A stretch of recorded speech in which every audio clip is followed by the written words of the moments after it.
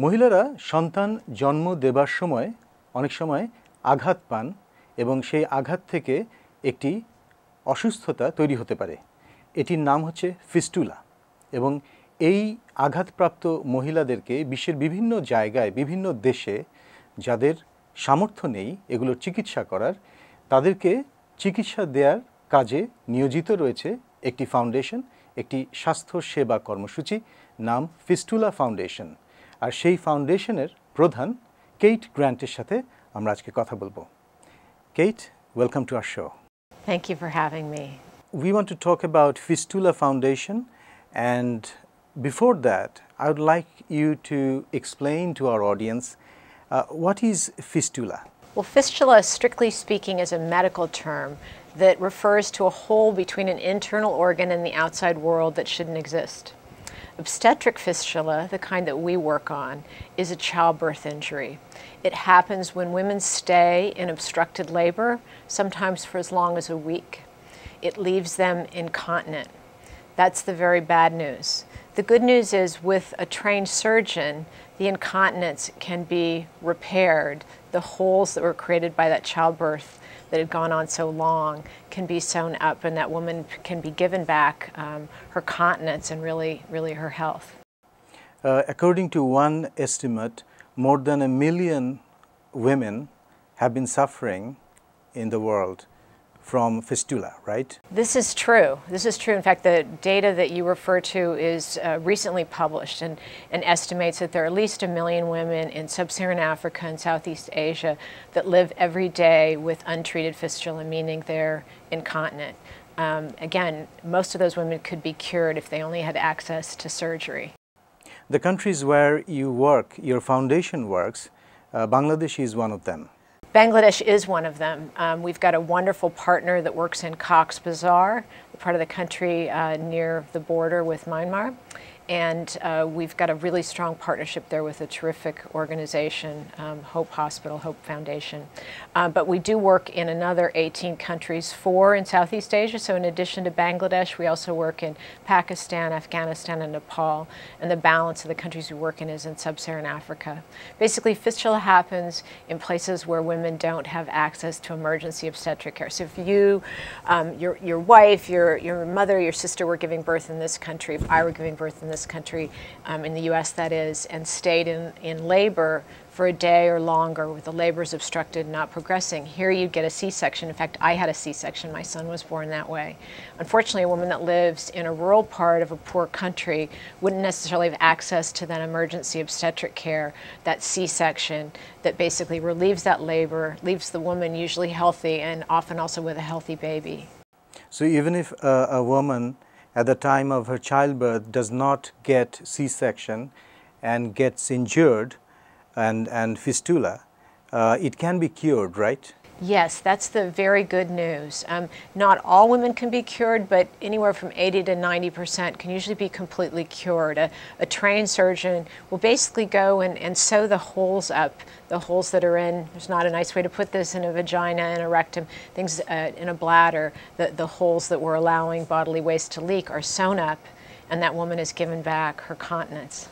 Women in many countries in sub-Saharan Africa and in Asia who are married early in their teenage, they tend to get it more. Poverty-stricken women, they're getting it more than well-off people, right? That's right. Probably the most important thing that you just mentioned was poverty, more so even than early marriage. It's the poverty that probably deprived that girl child of enough food to eat when she was growing up, so that she ends up somewhat stunted as an adult woman, so her pelvis isn't necessarily as large as it needs to be in order to deliver a healthy baby. So the foundational issue is poverty, because that poverty also keeps that woman from having access to a doctor when she's in labor, or even a doctor prenatally to help advise her about the birth. So how do you prevent it? The flip side of that, which would be access to emergency obstetric care, which obviously is expensive, and if you don't have enough doctors and you don't have enough hospitals, it's hard to have those resources available for women when they need them. And I watched personal stories on your website where women from different countries are talking of their plight, their trauma, and some of them are very young. Some of them are. It's true. We have certainly patients that come into hospitals, be that in Cox's Bazar in Bangladesh or in Congo in Africa, who've ended up getting married very young, 14 or 15, and often delivering a baby not long after that marriage. And those births too frequently are very difficult. The pelvis is not fully formed, and women can end up again with a fistula.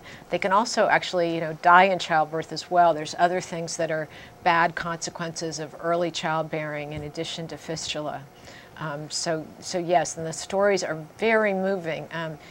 You hear what these women have gone through. If you think about it, they're going into labor, and they've been anticipating this birth as they've grown bigger.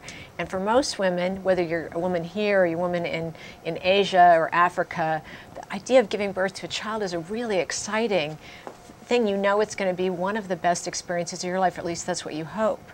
And for women with fistula, what's happened to them is most of the time that baby has died. So they've woken up after many days of labor to find out that their child has died, or maybe to know it already as they've gone to sleep exhausted. But they wake up to another horror, which is a urine-soaked bed, which is a sure sign, or not a sure sign, but one of the signs anyway, of a fistula. And that also is obviously very difficult to deal with. The personal stories that I watched on your website, it shows how a girl's life right at the beginning can come to a tragic end. That's true. I mean, when she has her whole life in front of her, she's left with this injury, and sometimes their husbands leave them. That's true. And they're left with nothing. That's true. That's true. That's the horror of it. If you think of, you've just lost a baby, how many worse experiences are there in life to, carrying a baby all the way to term, thinking you're going to wake up with a child, and instead, you've delivered a stillborn child. And then to have this injury on top of it it's a horrendous thing. Again, though, the good news is that most of the time, in the literal hands of a trained surgeon, that injury can be repaired. That woman can be given back her continence and her health, returned to being a productive member of her family and her community and her society. So while it's tragic, and certainly what gets me up out of bed every day is thinking about 1 million women that need treatment. Last year, we know that there were far too surgeries happening. Our foundation is in business to change that, to get as many women treated as possible.